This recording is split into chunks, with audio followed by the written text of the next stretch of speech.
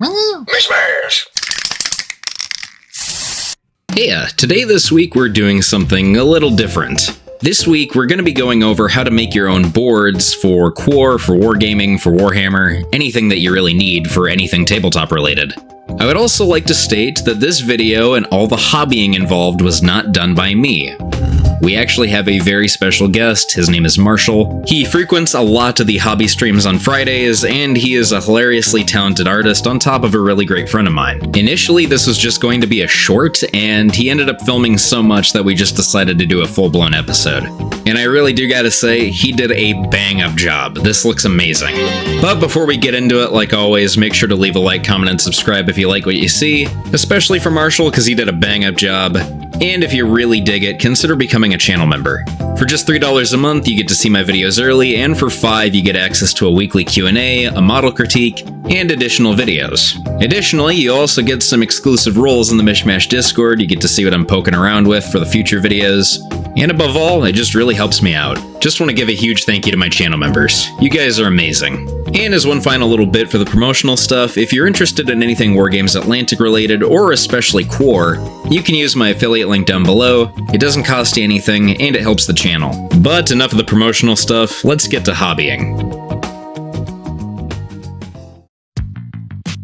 So first and foremost, I want to give you a little list of everything you'll need for this video. Here you have a list of all the paints and all the materials.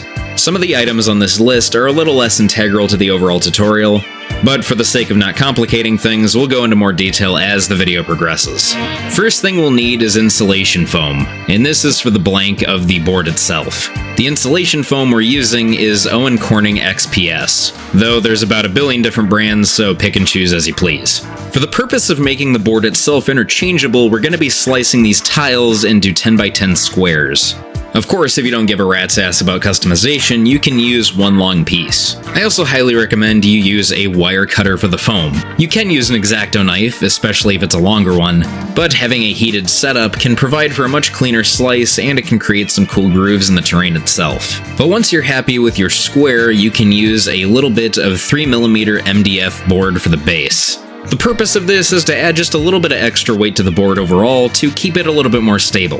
We'll want to slice this to the same size as the board itself so it's a perfect fit. Once the pieces are a perfect fit, you can add a healthy amount of PVA glue to the foam and we'll glue the pieces together. On the other side of the FDM, we'll be gluing on a mouse pad.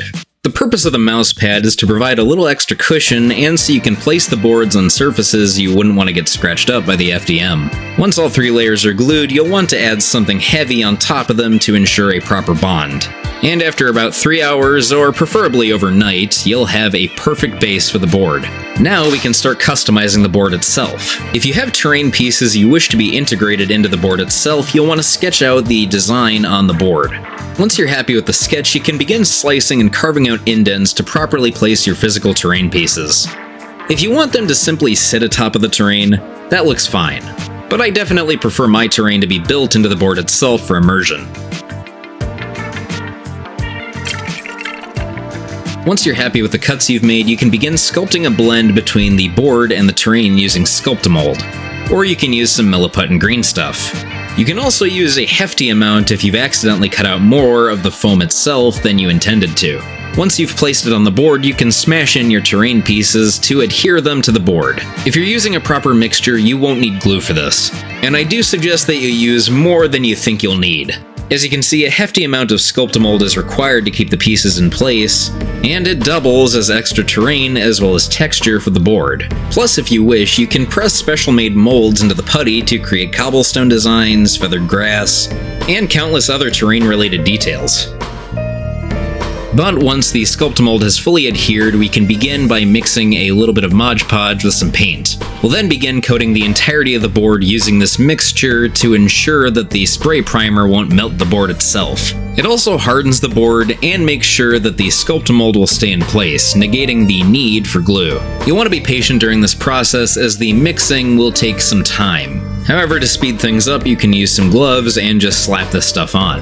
Plus, I can't imagine you'd want to use a brush for this. It would probably just decimate the bristles. Now, I do suggest you let the Mod Podge dry overnight, and once it's fully dried and adhered to the board, we can mix together some PVA and some Army Painter snow to make roads and flat dirt. At this time, you can also sprinkle on any kind of terrain or texture that you wish. I'm sure there's plenty of textures you could use. I'm sure some sand would work for other areas. You could use some actual pieces of other models and terrain to dig into the dirt itself. It's really all up to your imagination. As you can see here, Marshall is mixing the terrain and PVA to make a little bit of a divider between the terrain itself and the board. And like I stated previously, you can also mix the Mod Podge with some paint to create a greater surface and a thicker surface. Essentially, this is just an extra little piece of insurance to make sure that the spray paint won't melt the board. Cause that would probably suck eggs. I would not be very happy if that happened to me. With this application, you can be a little bit more diligent depending on how careful you want to be. And being better safe than sorry really does pay off during this process. You really do want to coat the entirety of the board. The spray Marshall ended up using was flat red primer. Once your primer dries, you can paint the board using nutmeg from Apple Barrel, or any sort of color that you wish to replicate a ground-type surface. To do so, you can use a simple brush, like a makeup brush, to completely coat over the surface. Not only does this create a good color, but it also creates a good texture. You'll then want to airbrush Dryad bark over the surface. You can also use a larger brush for this. You don't need an airbrush. It's just for accessibility and for speed.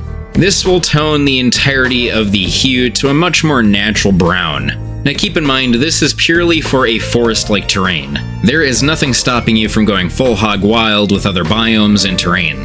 But once the Dryad bark is completely dry, we'll spray over using a little bit of Nuln Oil to create a little bit more of a deeper surface. And to bring back in some detail, we can dry brush over using Xandri Dust, and then give an additional spraying of Agrax Earthshade. Also, a note from Marshall, he told me to excuse this shot as the literal Flash filmed this portion. Yes, the Flash from DC Comics. In all seriousness, this may seem elaborate, but this does create a lot of variation in the overall foliage of the board.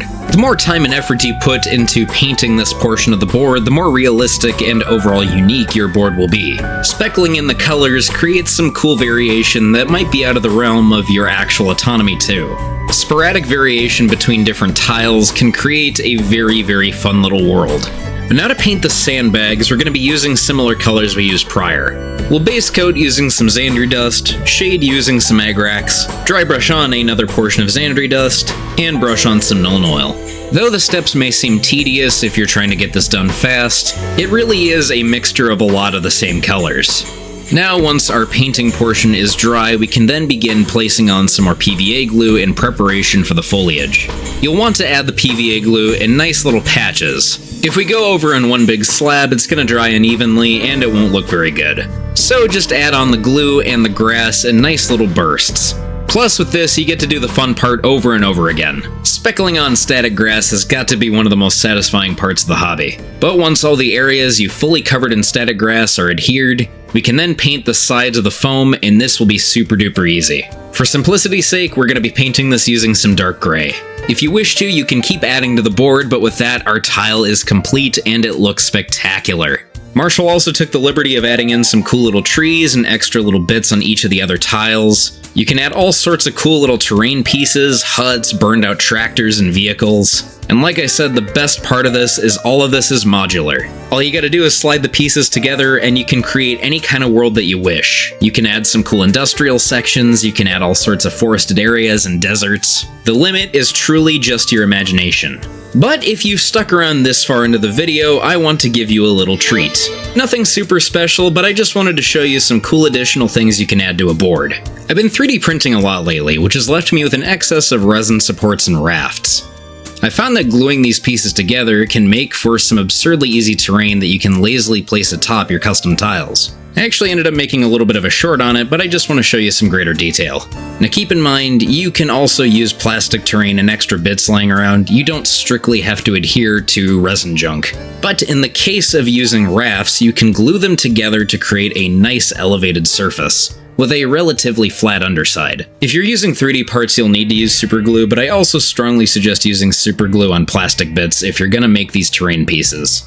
Overall, I find it to be a stronger bond, and you can be a little bit more messy with it, and it just kind of adds to the overall look of the terrain. Atop of this surface, you can also add in any little extra bits and bobs to make the terrain feel more lived in. Resin supports can make for some very convincing steel beams. You can use other miniatures as effigies or objective markers, but I've found that using a lot of failed 3D prints, especially for vehicles, make for great little decorations.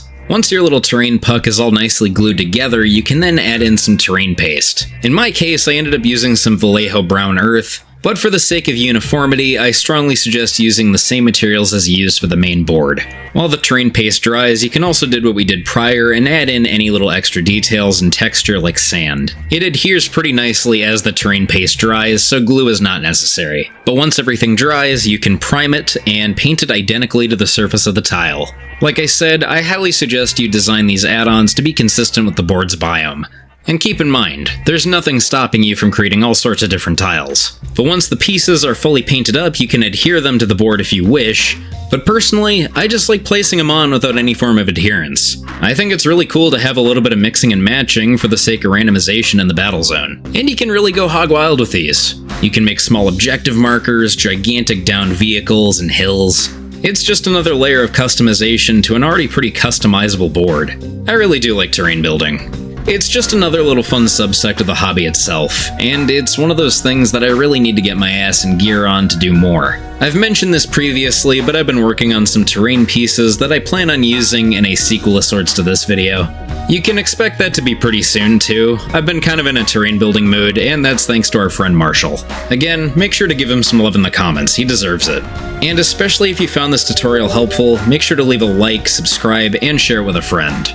And remember to mishmash Kitbash and paint some fantastic miniatures. And you're gonna. I promise. See ya.